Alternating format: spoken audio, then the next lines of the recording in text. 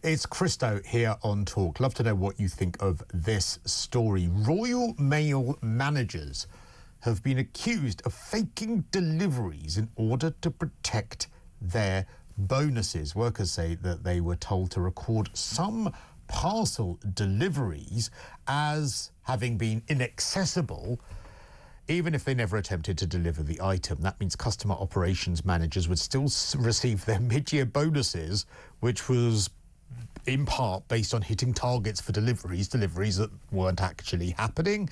On Monday night, Justin Madders, the Minister for Postal Services, said he was disturbed by the reports and called on Royal Mail to investigate. And the Telegraph has spoken to a number of postal workers who reported being told to scan items as inaccessible. Well, to discuss this and some of the other stories as well that have been knocking around today, let's talk to the former Minister for London, Paul Scully. Hi there, Paul. Hi, Cristo. Long time no see. Great to see you again. Merry Christmas as well for you. Did you have anything to do with the Post Service while you were in government as well, Yeah, Paul? I was the Postal Affairs Minister, so I was the one Postal Affairs Minister that I hope did something about the Horizon scandal. I set up the statutory inquiry that's going through, trying to find the answers to the horrible scandal there with the Post Office and set up the compensation schemes.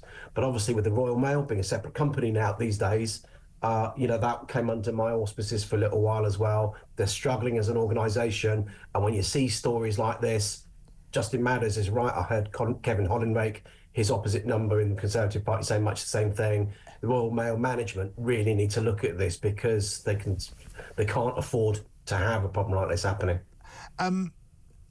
Why is our postal service seemingly so dreadful? I mean, I thought that partly privatising it, Royal Mail, would lead to an improvement, that element of competition that was supposed to make them more efficient. What on earth has made it actually worse? Well, I think in terms of the story that you're covering today, I don't know what the scale is. It's important to have that context that it might be. If it's a massive scale, it definitely needs addressing. Anything like this needs addressing, but it might be just a few bit of hearsay things. We need to find out more.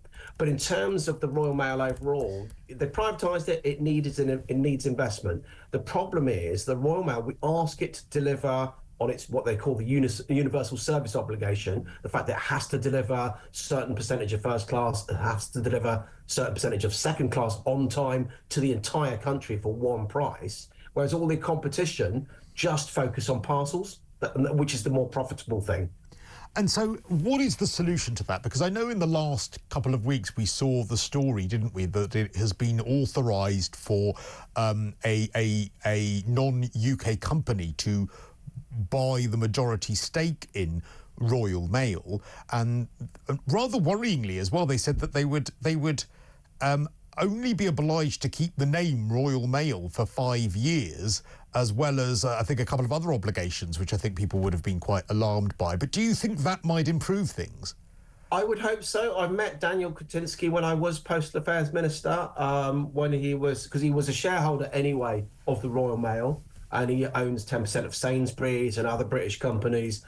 And I think he is a credible businessman, and he wants to invest in the Royal Mail, which it does desperately need that investment for the reasons that I said about fewer people are sending letters, but we still expect them to be delivered on time, and parcels are where the money is. But you can't, I suppose when you say only 5 years, you can't hold anybody for ad infinitum, for eternity sort of thing. So I suppose that's a realistic time frame, but I would hope and expect that actually you repair the brand, they would want to keep the name Royal Mail because it makes sense, because it's hundreds of years old. Well, apparently, I'm just going to tell my producer, it's not, whatever you've just given me isn't there. Apparently there is a statement coming from Royal Mail, which I don't have at this present moment. However, okay, so it's obviously a bit of a problem. Oh, I've just got this now. I've just refreshed the screen. We are not experiencing any current network-wide delays this Christmas, according to Royal Mail. Last year, more than 99% of items posted before the last posting dates arrived before Christmas, and we are well prepared to deliver this again this year. There is no bonus incentive that would encourage items to not be delivered. This would be counterintuitive to our business as a delivery company.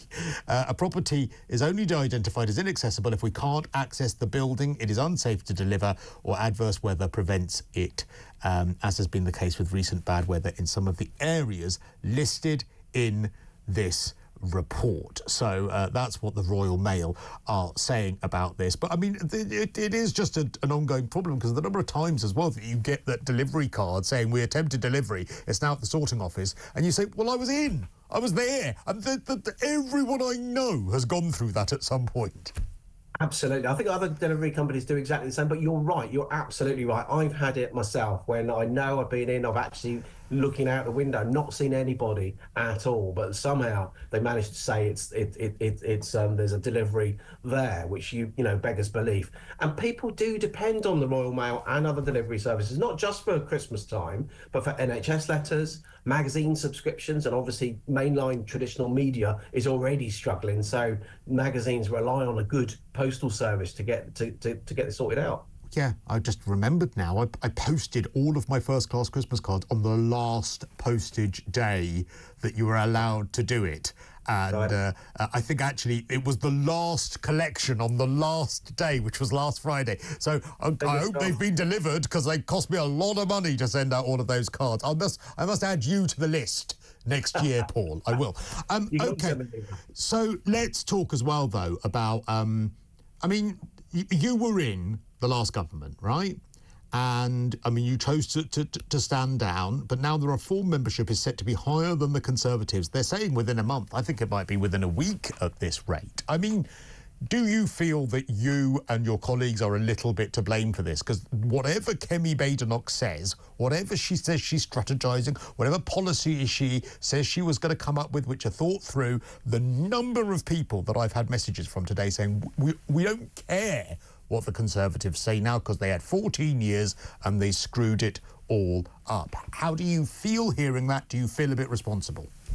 Yeah, absolutely. I have to take responsibility for this, because I think there are a lot of extenuating circumstances. If you look at France, you look at Germany, you look at the political situation in America, people left holding the COVID baby have struggled. But what the Conservatives did, you know, Labour Party did not win the election. We lost the election. People wanted to vote against the Conservative Party. They'd had enough after, as you say, 14 years. They'd had enough around Partygate, around keep changing leaders, keep arguing amongst ourselves, and frankly not being good enough. So that not only brought the Labour Party in, but it's also given Reform that bump, that momentum as well.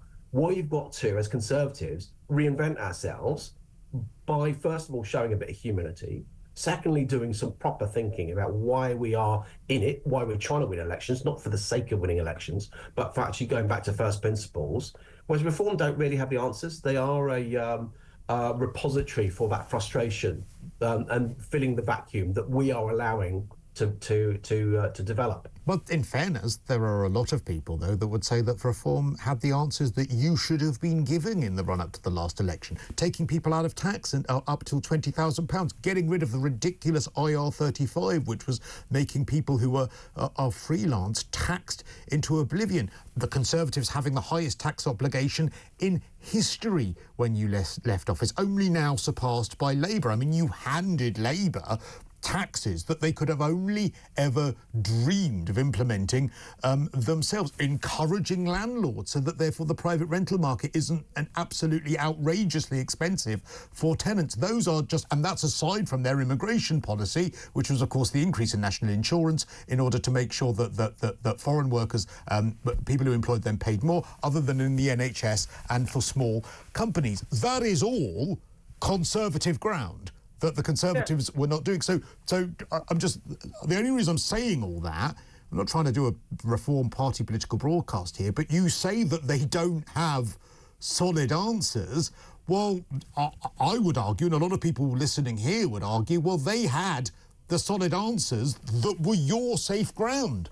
I think actually, you know, some of the stuff there, IR35, totally agree with you. I think governments over the last couple of decades have forgotten that entrepreneurs, that freelancers, that contractors take their own risk, and so you should be rewarding that risk, not punishing people for that. I don't think it's a credible thing to raise tax to 20,000. You take all those people that are out of stake of society. We've seen that when you give those sort of things, it's very difficult to change down the line, as we've seen with pensioners' benefits and other things. But they'd still pay VAT, they'd still pay council tax, they'd have a stake in society, they'd still go out and spend money, but they'd spend it in shops and on stuff that they need. I agree with you, but what I would prefer to do is all the tax threshold for the people actually moving up to into a higher level. I would rather reduce VAT in the first place, so actually that the hospitality businesses and those sort of things start to thrive again. But what I'm saying is a reform can throw a lot of easy answers to make us feel better. I'm not sure they're actually deliverable and going to end up with that outcome that they actually... You don't respectfully sound like you disagree with many of them, though, either. No, I'm a low tax conservative. I think if you hand out £408 billion to support jobs and livelihoods throughout COVID, you're going to want some of that money back. And it was always easy to see Rishi Sunak being popular at that time when he's giving the money away as Chancellor, but it was always going to be tough. But I think there was still some mistakes that he made, increasing corporation tax. Just set up my own company, so that's something I hope is going to be a problem, because you have to make a profit to pay corporation tax in the first place, but it's too high. So you're stopping investment, you're slowing down investment, you're making the UK a less attractive place. All right. So yes, you're making some mistakes, but you need to be lower tax. But just one last thing, and look, I really appreciate you taking it on the chin and answering so candidly, but do you understand how frustrating it must be, though, for people who are probably your Conservative base, hearing you quite robustly actually rejecting quite a lot of policies that you yourself were a part of and were defending at the time? Yeah, but look, I mean, there's a reason I stepped down, because I'm not going to be part of the long-term solution, and I'm as cynical about politicians as anybody. Going into politics, being a politician myself, and then coming out of it, we weren't good enough in government. No two ways about it. We've got to find a way of not only changing that, but showing people that we've changed as well, not just talking and not just presenting the same people and say, look, we've taken it on the chin. We've got to demonstrate that we are genuinely different and speaking to everybody in the country. Really good to talk to you, and I could probably tell you I sent you 5 Christmas cards, because the way Royal Mail is, you're not going to get them anyway. Paul Scully, thanks so much. That's the former Minister for London and, of course, Minister overseeing Royal Mail, Paul Scully.